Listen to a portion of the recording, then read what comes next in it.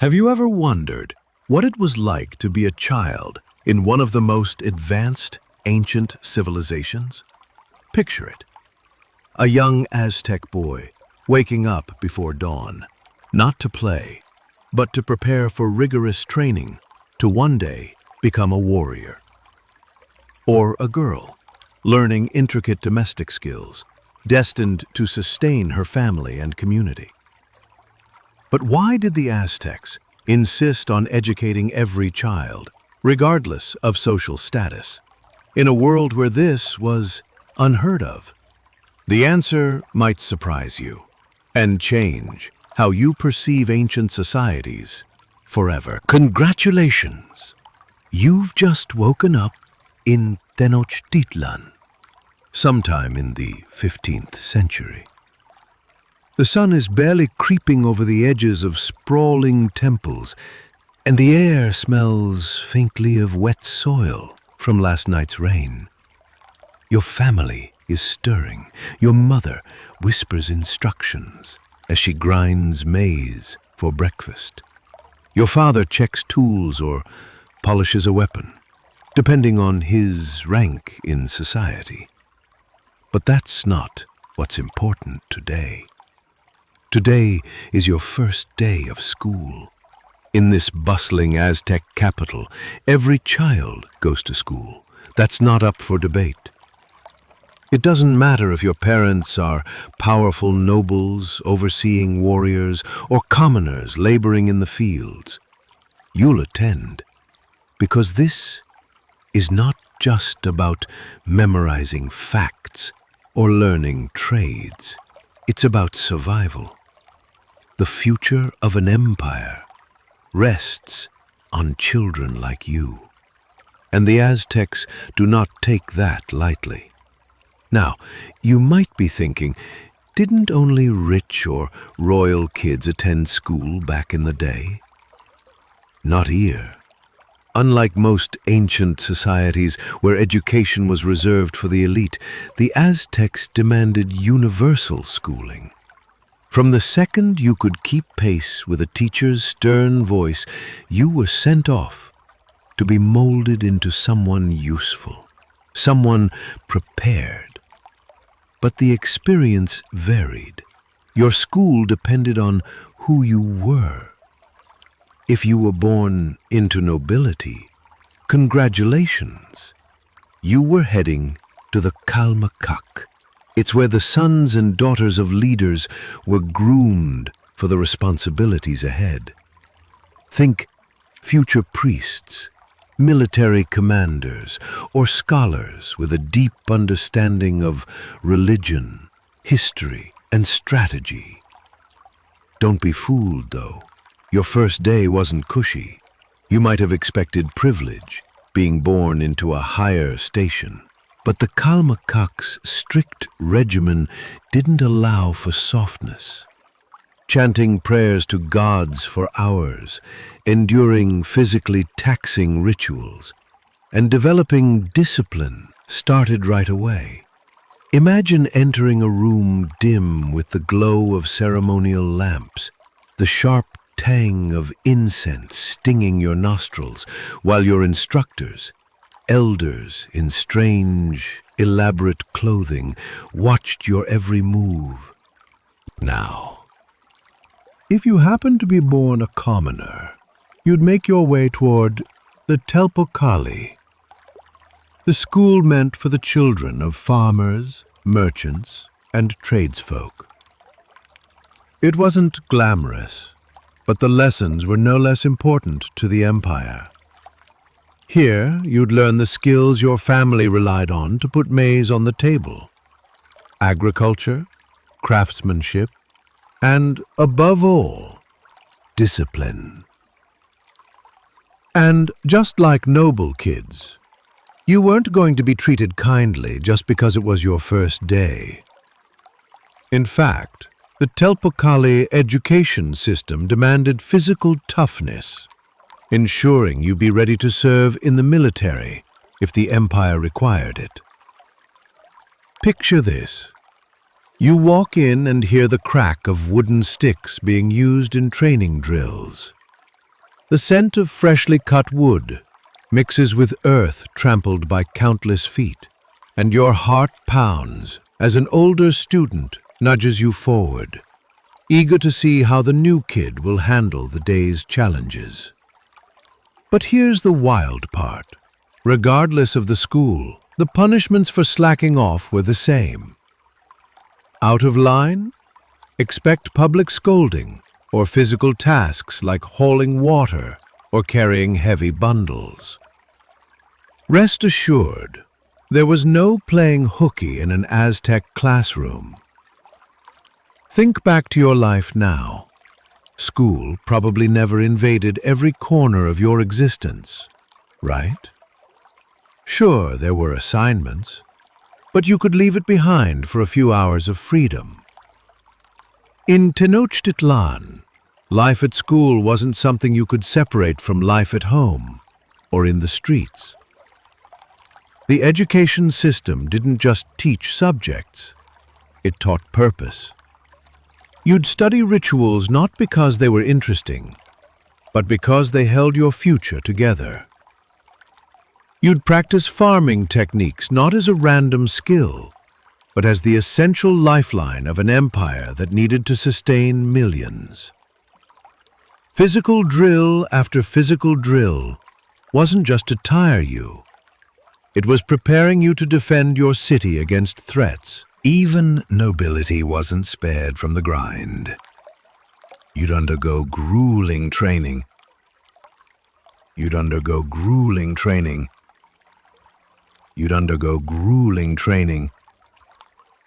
to develop spiritual discipline or military prowess. Why? Because the empire viewed every Aztec, regardless of status, as a contributor to the collective good.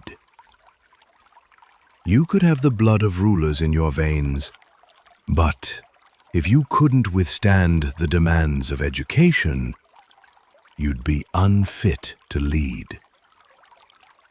Harsh as it sounds, it worked. The constant pressure created not just workers or scholars, but people ready to keep the empire thriving. Your first day as a student would drive home one major lesson. This wasn't about you as an individual. The Aztecs didn't treat education as a pathway to personal ambition. It was communal, it was sacred, and it wasn't easy. Every chant, every skill, every teaching reinforced this central belief that you weren't just learning for yourself, but for generations to come. And with all this talk of grueling days and rigorous expectations, you might wonder how parents decided what path their children would take. That choice wasn't simple, and it wasn't entirely up to them. To find out how your destiny as a student and future citizen was determined, we'll need to take a deeper look into the role of family, gods, and omens in shaping an Aztec life. Now imagine you're that same child, standing in the center of your family's home as your parents and possibly even a priest decide your future. You might think your life is entirely in your hands, but here, in the Aztec Empire, that decision involves a mix of family traditions, divine guidance, and the expectations of society. From the moment you were born, omens and symbols played a role in shaping what path you would take.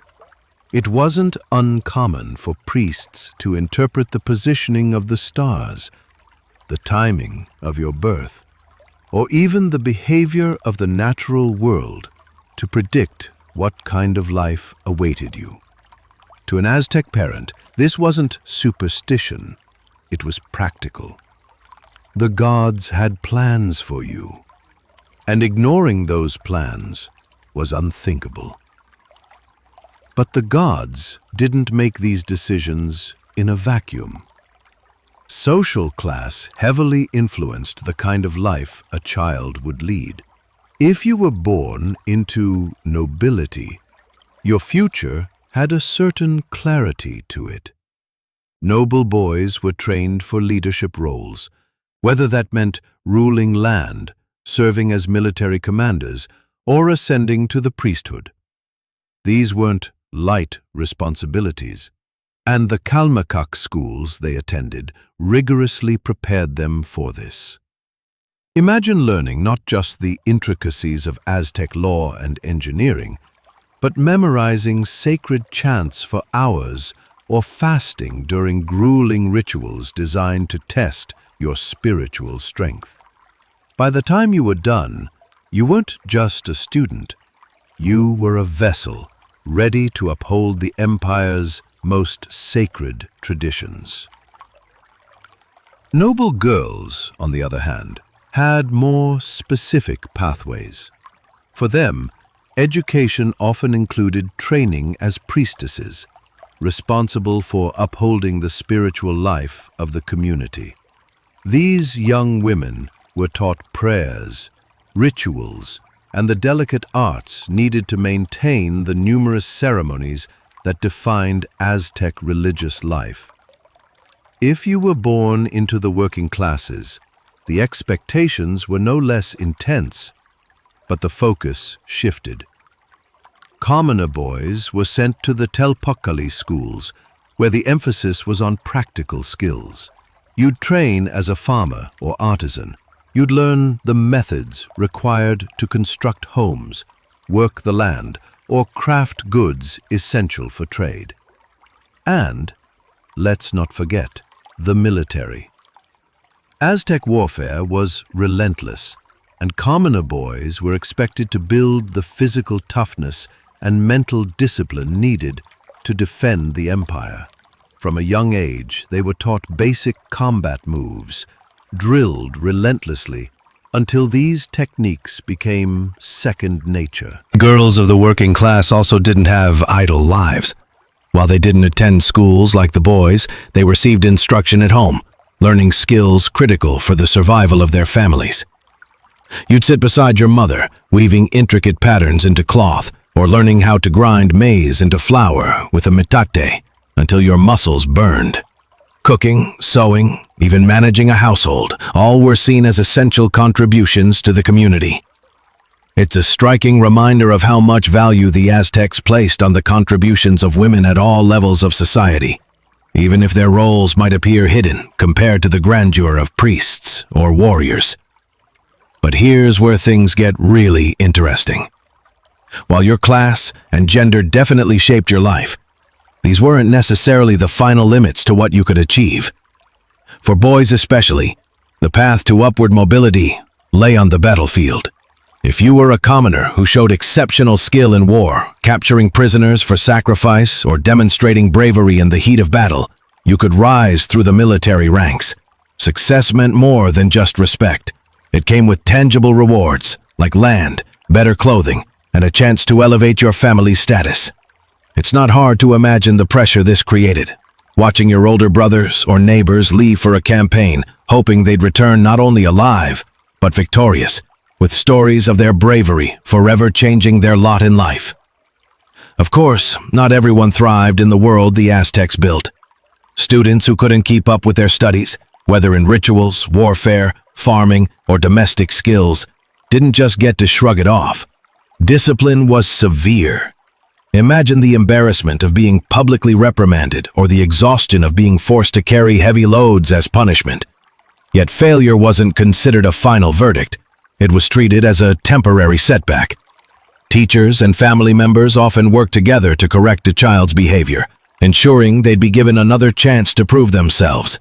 The harshness of the system balanced with a surprisingly forgiving approach, as long as the effort to improve was evident. For girls and boys alike, The education system taught one core truth. You were always responsible to someone beyond yourself. Whether it was your family, your community, or the gods watching from above, your actions were never just your own.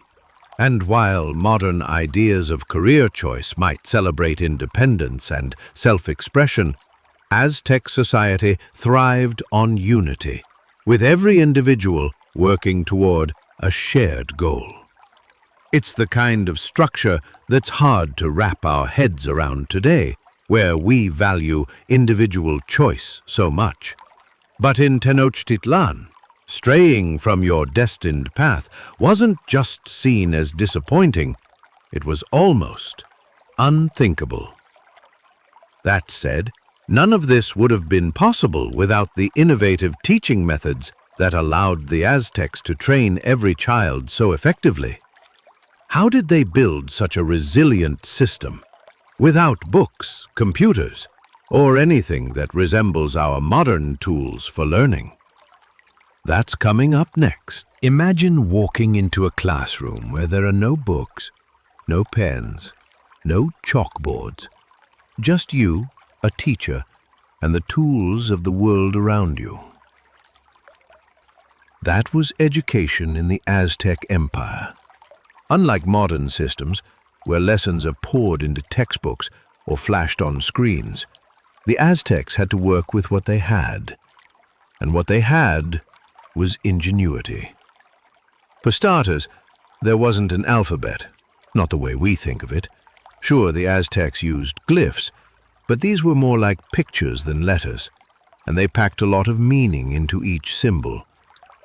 A single glyph could represent a god, a story, or even an idea. Teachers used these images as tools, pointing to carvings or paintings to help students remember complex concepts. Think of them as an ancient version of an infographic, except instead of scrolling on your phone, you'd stare at a painted codex or a carved stone. It might sound basic, but it worked. These visual aids functioned like mnemonic devices, helping students commit key details to memory. But glyphs weren't the heart of learning. The real backbone of Aztec education was oral tradition. Teachers, elders, and priests passed down knowledge through stories and songs, their voices weaving the history of the empire into something alive and immediate. Songs weren't just for entertainment, they were carefully crafted tools for education. Each verse carried practical knowledge, how to grow crops, how to respect the gods, how to behave in society. Every line was loaded with meaning, and you were expected to memorize these songs word for word.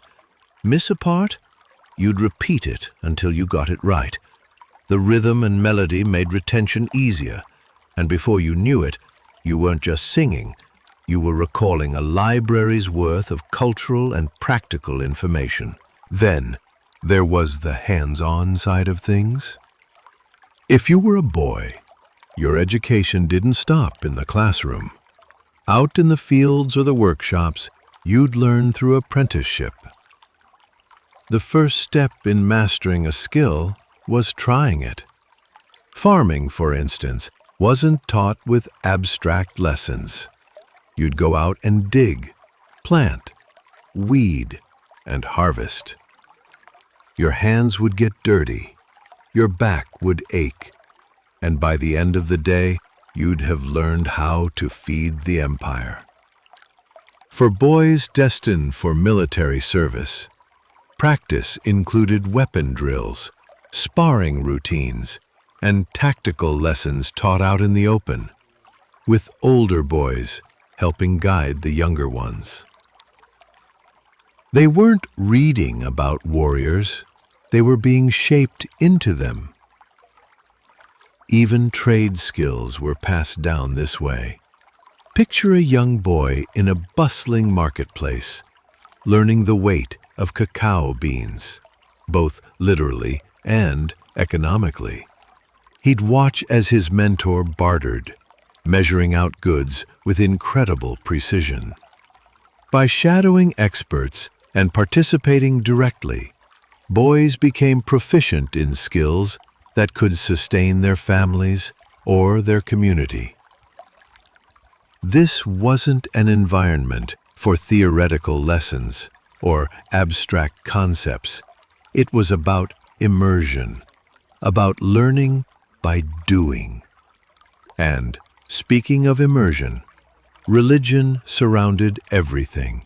From the moment you stepped into a school, you couldn't avoid its influence. Lessons often began and ended with prayers, and you were expected to memorize these as much as anything else. Religion wasn't just a subject, it was the framework of life. Rituals, moral codes, and even the calendars that dictated planting and harvesting were all tied to the gods. You'd learn to perform sacred acts properly, whether you were destined for priesthood or simply part of the community taking part in ceremonies. These teachings weren't negotiable. They were the spiritual glue holding society together. But not all education came from adults. Older students often played a role in teaching the younger ones. This wasn't just about lightening the load for the teachers. It was a deliberate part of the system. A boy nearing adulthood would guide a younger student through basic skills, practicing his own mastery by teaching someone else. This sense of collective responsibility reinforced a lesson the Aztecs held dear. You were never just responsible for yourself. You were part of a network, part of a community that depended on shared knowledge and effort. Now, here's where things get a little surprising. Without books or writing as we know them, you might expect Aztec education to fall short compared to other ancient systems. But in some ways, it might have been more effective. Their approach wasn't about cramming facts into your head. It was about integrating knowledge into your daily life. By teaching through practical experiences and oral traditions, skills stuck. You didn't just memorize concepts to pass a test and forget them later. You lived them. Farming, religion, craftsmanship, combat, it all became second nature, because your education didn't end when class was dismissed. If anything, the world outside the classroom was the real teacher. This system didn't just create capable adults. It created individuals deeply connected to their roles and their communities. Every Aztec child grew up understanding their purpose. They knew what was expected of them and how they fit into the empire's grand design. It's a stark contrast to the rote memorization prominent in other ancient civilizations. Their hands-on methods built a resilience and adaptability that helped the Aztecs thrive for centuries. But what if a child couldn't meet these expectations? Failures weren't swept under the rug in Aztec society, and the consequences of struggling with your education could be intense. Let's find out what happened to students who couldn't keep up. Imagine you're a child in Tenochtitlan, standing in front of your teacher after failing to memorize a prayer or master the delicate art of grinding maize. You're nervous, fiddling with your clothes, because you know what's coming. In the Aztec world, messing up in school, or flat out refusing to learn, came with consequences that you couldn't escape. But here's the thing, those consequences weren't just about punishment. They were about shaping you, preparing you for your place in the empire. Discipline wasn't a suggestion, it was a cornerstone of Aztec life. Teachers and parents shared the same mindset. Strictness now meant survival later. It started in your own home Aztec parents approached child-rearing with a no-nonsense attitude, using punishment to correct even small instances of disobedience. There was a clear belief that children didn't naturally grow into responsible adults. They had to be taught. If you were caught acting up, you might be sent outside in the cold night air to think about what you'd done, or your parents might prick your skin with a thorn as a warning. It feels harsh by today's standards, sure, but back then, it was normal. In school, the expectations tightened even further. Public scolding was common, a strategy designed to embarrass you just enough to straighten you out. Teachers were known to mete out physical punishments, like making you carry heavy bundles or complete exhausting physical tasks. For boys, especially those training for farming or the military, this was a serious wake-up call. And it wasn't just about the work itself, it was symbolic. These tasks reminded you that your life was bound to the effort you put into supporting the community and upholding its traditions. Girls didn't escape discipline either. Though their education leaned more toward domestic skills, the pressure was just as real. Fail to weave cloth correctly or show respect during a household ritual, and you could find your hands tied as a warning. Teachers and parents alike believed these punishments weren't cruel, but necessary. They viewed society as a fragile but carefully maintained structure, one where every individual's behavior mattered. Discipline wasn't just about one child, it was a way of keeping the whole system running smoothly. Now, compare all of this to a modern classroom. If you've ever stayed late for detention or had a stern lecture from a teacher, it might not seem fun, but it's often where the punishment ends. Aztec children didn't have that luxury.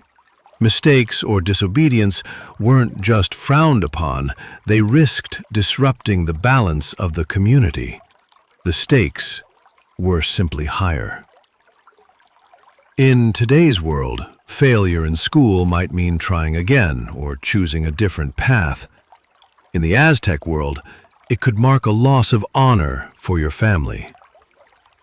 No pressure, right? But here's where it gets interesting. While the punishments were strict, the system wasn't heartless. Failure wasn't considered final. Children struggling to meet expectations were often given second chances. Instead of simply writing off a misbehaving student, teachers worked with them, sometimes involving the larger community in the process. Neighbors or elders might step in to help guide a child through rough patches, offering advice, encouragement, or even teaching them directly. It's a striking contrast to the individualism we see in modern education. The Aztecs believed that raising a successful child wasn't just the family's job, it was everyone's responsibility. Rewards on the other side of the scale were equally powerful. Hard work and success didn't go unnoticed. Imagine completing a challenging task, like excelling in a religious ritual or mastering a particularly difficult farming technique. Your teacher might publicly recognize you not just as a good student, but as someone contributing to the strength of the empire. For a commoner, this could mean earning recommendations for military roles or prestigious apprenticeships. For noble children, succeeding in their rigorous training put them on the path to becoming leaders or priests, positions of both immense responsibility and respect. These incentives weren't frivolous. They reinforced the idea that education wasn't just for personal progress, it was for the collective good, the survival of Tenochtitlan. But perhaps the most remarkable part of Aztec education was how success and discipline worked together. While punishments pushed students to meet expectations, rewards reminded them of what they were working toward. It was a system of balance, tough but effective.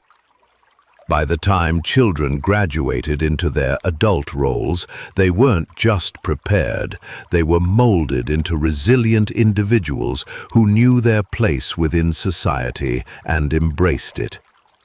So, what were the skills all of this effort was aiming to develop?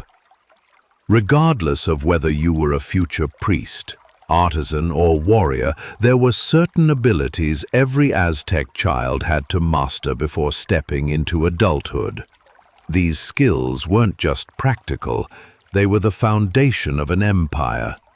Let's take a closer look at what every child needed to learn and how those lessons shaped one of the most remarkable civilizations in history. Imagine being a child in Tenochtitlan. Your mornings don't start with picking out what to wear or deciding whether to pack lunch or buy it at school. Here, your days are meticulously planned, not just because your parents say so, but because your entire future and your family's honor depends on what you can achieve. In the Aztec world, education wasn't just about knowledge, it was about survival. Every lesson, every skill, every ounce of effort was preparing you to serve the empire, whether in the fields, at a temple, or on the battlefield. This wasn't optional. Every Aztec child, noble or commoner, boy or girl, had essential skills to master before they could claim their place in society. Farming techniques topped the list. Food wasn't going to grow itself, and as a child, you'd learn this early. You'd spend hours in the dirt, planting, digging irrigation channels, and learning the exact timing for growing maize, beans, and chilies. Agriculture wasn't just a family job. It was the backbone of the empire, and every child was taught how their contribution could sustain millions. But that wasn't all. Trade practices were also key. Imagine following an older student or a mentor through the markets, watching them skillfully negotiate prices with traders from far-off regions. You wouldn't just learn what goods were valuable, you'd need to know why. Whether it was cacao beans, obsidian tools, or brightly dyed textiles, understanding trade meant understanding the lifeblood of the city's economy. By the time you were grown, you not only knew how to barter but also understood your role in keeping the empire's vast trading networks alive. Then, there were the religious rituals, vital for every child, whether they were destined to become a priest or just part of the community. Religion touched everything. The timing of planting seasons, the preparations for festivals, and the daily rhythms of life. You'd memorize prayers and learn to perform ceremonies with perfect precision, because these weren't casual observances. They were acts of devotion to the gods, who governed life and death. One misstep in a ritual could be seen as a sign of disrespect, and nobody wanted to be the child blamed for angering the gods. Moral lessons came at you just as intensely. Teachers weren't just shaping laborers or soldiers, they were shaping citizens loyal to their community. You'd learn about humility, respect for elders, and the importance of working for the greater good. Personal ambition, that wasn't the focus. Aztec society thrived on unity, and every lesson reinforced your responsibility to the collective, not just yourself. For boys, physical training wasn't optional. If you were being groomed for the military, and most boys were, you'd spend hours mastering weapons and combat techniques. Wooden swords, shields, and even simple rocks became tools to learn precision and endurance. Your instructors would push you to your limits, crafting not just your strength, but your ability to use it instinctively in battle. In Tenochtitlan, warriors weren't just fighters. They were pillars of the empire, honored for their ability to capture prisoners, expand land holdings, and defend against threats. Girls' training was just as intense, though it looked different. You wouldn't spar with obsidian blades, but you would master the art of weaving, cooking, and managing a household. These weren't seen as secondary skills. In Tenochtitlan, the ability to maintain a family's stability was valued as much as prowess on the battlefield. Girls were the keepers of homes, the preparers of food, and sometimes the voices maintaining order in their communities. Their work was unseen, yet essential. A reminder that strength wasn't only found in physical feats. But not all learning happened in classrooms or at home. Communal activities like festivals and games taught kids lessons they couldn't get anywhere else. Picture this. You're at a festival. Drums pounding, incense swirling through the air, every member of the community singing and dancing in unison. These events weren't just fun. They reinforced cultural values and taught you where you fit into the bigger picture. Even games like Tlachtli, a ritualistic ball game, taught teamwork, discipline, and the importance of giving your all, no matter how small the role. And as if farming, trading, rituals, and morals weren't enough, Aztec children were also introduced to subjects that feel surprisingly advanced. Astronomy was crucial. Understanding the movement of the stars wasn't just for priests. It dictated planting cycles, religious dates, and festivals. Medicine was another area of education. Kids learned the basics of herbal remedies, enough to treat minor injuries or help a healer. Engineering, too, played its part. In a city surrounded by water and built on chinampas, floating agricultural islands, children needed to know the basics of irrigation and construction. By learning this wide range of skills, every child became a vital piece of the larger Aztec machine. What's remarkable is how practical it all was. The Aztecs weren't interested in knowledge for knowledge's sake. Their education system was designed entirely around preparation for real life. Whether farming, fighting, trading, or raising families, every skill had purpose. Every lesson had meaning. But you can't help but wonder, what happened to this system? When Tenochtitlan fell to the Spanish in 1521, the entire structure of Aztec life was shattered. The education system, which had been so meticulously constructed, was dismantled. And yet, fragments of their knowledge remained, carried on quietly through descendants, whispered in traditions and customs that survived. So what does the Aztec education system leave behind? It may have ended, but it remains a testament to their resilience, their practicality, and their unique understanding of what made a society thrive. The Aztec education system wasn't just ahead of its time. It was extraordinary. At a time when European education catered mostly to the elite, the Aztecs ensured universal schooling for boys and girls, creating a society bound by shared values and practical skills. They weren't simply raising individuals. They were shaping a community united in purpose. It makes you wonder, could we learn something from their commitment to education today? What if a system like theirs, built on discipline and collective responsibility, could work in our modern world? Or was it something that could only thrive in their unique, breathtaking empire?